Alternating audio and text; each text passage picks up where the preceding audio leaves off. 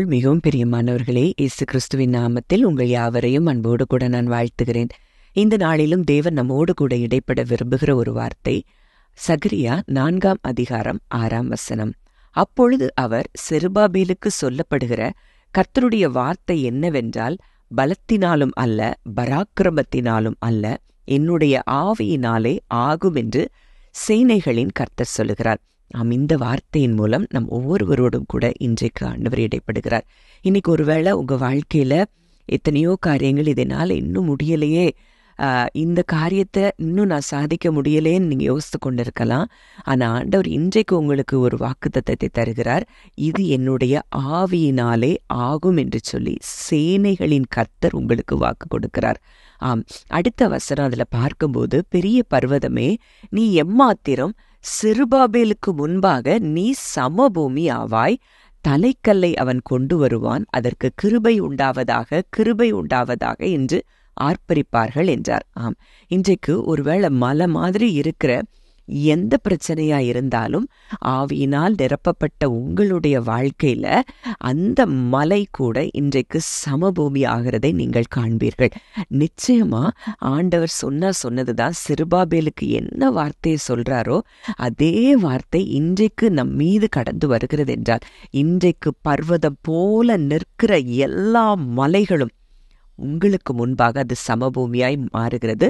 மேலும் 9ஆம் வசனம் சொல்லுகிறது, செருபாபேலின் கைகள் இந்த ஆலயத்துக்கு அஸ்திபாரம் போட்டது, அவன் கைகளே இதை முடித்து தீர்க்கும், அதனால் சேனைகளின் கர்த்தர் என்னை உங்களிடத்திற்கு அனுப்பினார் என்று அறிவாய்.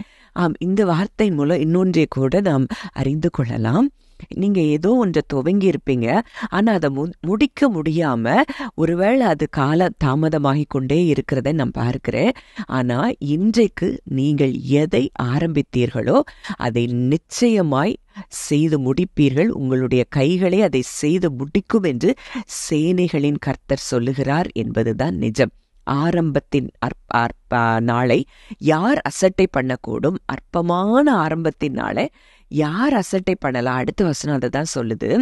ஆரம்பம் அற்பமானாலும் முடிவு சம்பூர்ணமாய் இருக்கும் என்பதுதான் வார்த்தை சொல்லுகிறது. அதன்படியே ஒருவேளை இன்றைக்கு இதை முடிக்க முடியல, இது இப்படி இருக்குதேன்னு சொல்லி நீங்க சோர்ந்து போய் இருந்தா கூட அதை நிச்சயமாய் அற்புதமாய் செய்து முடிப்பீர்கள். அது சம்பூரணமாய் முடிக்கப்படும் என்பதுதான் சத்தியம். ஜெபிக்கலாம்.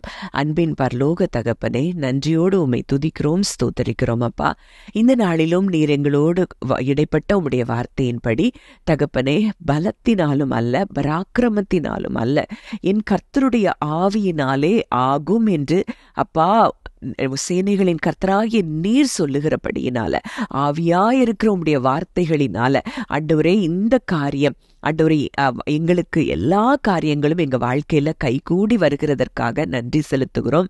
எல்லா பர்வதங்களும் எங்களுக்கு முன்பாக இன்றைக்கு சமபூமி ஆகிறதற்காக நன்றி செலுத்துகிறோம். தகப்பனே, அது எந்த விதமான பெரிய போராட்டங்களாயிருந்தாலும், பலவீனங்களாயிருந்தாலும், ஆண்டவரே யுத்தங்களாயிருந்தாலும், அது எல்லாம் இன்றைக்கு எங்களுக்கு முன்பாக சமபூமியாய் மாறுகிறதற்காய் நன்றி செலுத்துகிறோம்.